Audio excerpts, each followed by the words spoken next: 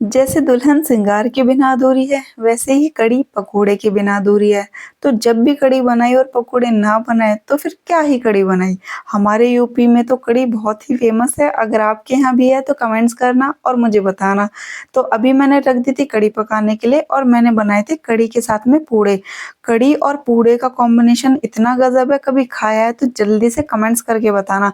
Hello दोस्तों, आप सभी का स्वागत है मेरे यूट्यूब चैनल में। उम्मीद करती हूँ आप सभी अच्छे होंगे, मस्त होंगे, स्वस्थ होंगे और अपने अपने कामों में व्यस्त होंगे। सो दोस्तों, ये व्लॉग शूट कर रही हूँ मैं शाम के 4 बजे से और मैं 4 बजे लग गई थी इन सभी कामों में। और मेरे घर गेस्ट आए हुए थे, जैसे कि मेरी नंद और मेरे नंदोई जी। तो उन्हीं के लिए मैं बना रखी हूँ, ये सारा खाना बनाया मैंने। और मैं आप सभी को बताऊं, नंद तो मेरी 2-1 दिन पहले ही आ गई थी और नंदोई जी बीच में आए थे, यानी कल आए थे। तो वो सिर्फ गुन्नू के वो देखने के लिए आए थे, यानी मेरी नंद का बेटा है गुन्नू, उसको देखने के लिए आए थे।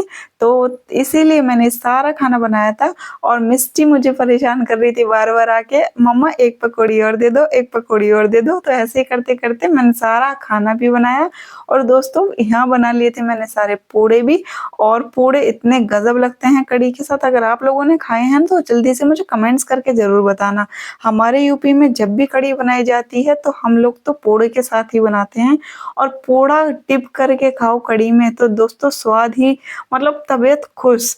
अगर दोस्तों दिन भर की मेहनत इंसान कर लेना और उसको तबीयत खुश करने वाला खाना मिल जाए। अगर ये देख लीजिए, पकवान ना मिलके ना 2 टाइम की सूखी रोटी ही लेकिन अच्छे तरीके से बनी हुई, उसी में स्वाद आ जाता है।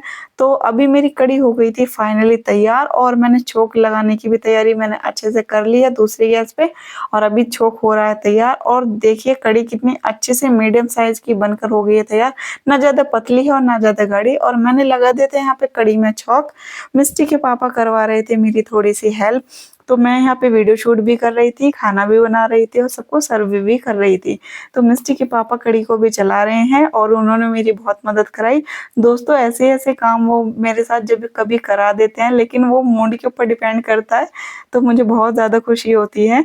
और अभी मैंने उनसे बोला कि मैं बना रही हूँ, आप सब सर्व कर दो। कह रहे कि चलो एक काम करो, तुम बनाओ, मैं सभी को सर्व करके आता हूँ।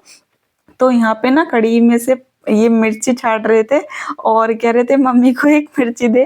और दोस्तों, पता है जब भी मैं कढ़ी बनाती हूँ ना तो कढ़ी में लाल मिर्च का छौंका लगाती हूँ और वो इतनी गजब लगती है ना। तो हमारे यहाँ तो जब भी मैं कढ़ी बनाती हूँ ना तो मैं सभी के आगे एक एक मिर्च जरूर रखती हूँ, क्योंकि उसके अंदर से जो मतलब तेल सा निकलता है ना, उसका कितना मजा आता है खाने में।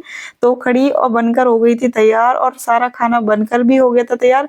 तो रोटियां मैं बना रही थी, मिष्टी के पापा अंदर सभी को सर्व करके आ रहे थे, क्योंकि पापा जी को जाना था ड्यूटी और मिष्टी के पापा को भी जाना था ड्यूटी। तो इसलिए वो मेरे साथ काम को थोड़ा सा जल्दी खिंचवा रहे थे। तो घर में सभी ने खाना खा लिया था, बस मैं रह गई थी। तो फिर मैं थोड़ी देर मिष्टी और गुन्नू के साथ यहाँ खेल रही थी, क्योंकि गुन्नू खेल रहा था बहुत मस्ती के साथ में।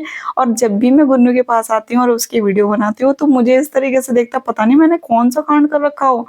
तो फिर मैं यहाँ पे बच्चों के साथ खेल रही थी, मतलब बच्चों का ध्यान रख रही थी, बच्चे खेल रहे थे। और ध्यान इसलिए रखना पड़ता है क्योंकि फ्रिज भी पास में ही है और इन्वर्टर भी पास में ही है। और देखिए दोस्तों, नज़र हटी दुर्घटना घटी, वो वाली बात होने में देर नहीं लगती है। और वैसे भी अभी आपने देखा होगा मेरे पिछले व्लॉग में, हमारे घर पे कितना बड़ा हादसा होने से भगवान की दुआ से बस बचा ही है। तो इसी वजह से बहुत ज़्यादा ध्यान रखना पड़ता है। तो मिष्टी बना रही थी, मिष्टी को बहुत ज़्यादा शौक है रोटी बनाने का, तो उसको बेलन नहीं मिला था। तो ये बेलन की वजह है, ये डंडे से लग गई थी रोटी को बेलने के लिए और चिमटा लेके रोटी सेक भी रही थी। तो ये सब चीज़ें देख के ना बहुत हंसी आ रही थी। और बाबा जी बोल रहे थे, हाँ तू रोटी बना रही है, तू होटल में काम करेगी, तो बहुत हंसी आ रही थी। तो मैं थोड़ा सा फाइनली यहाँ बैठ गई थी जीने पे।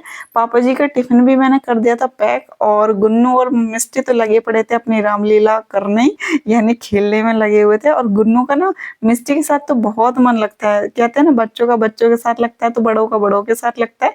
और इनकी बातें सुन के मुझे बहुत हंसी आ रही थी। फिर मैं अपने रूम में आ गई थी और अपने लिए लाई थी यहाँ पे खाना। आ जाइए दोस्तों, आप लोग भी खा लीजिए कढ़ी चावल पूड़े और रोटी। तो दोस्तों, मेरे ब्लॉग आप सभी को कैसे लगते हैं कमेंट्स करके बताना। ब्लॉग अच्छे लगा हो तो लाइक शेयर कमेंट जरूर करना और चैनल को सब्सक्राइब कर देना। फिर मिलूंगी, ओके बाय बाय।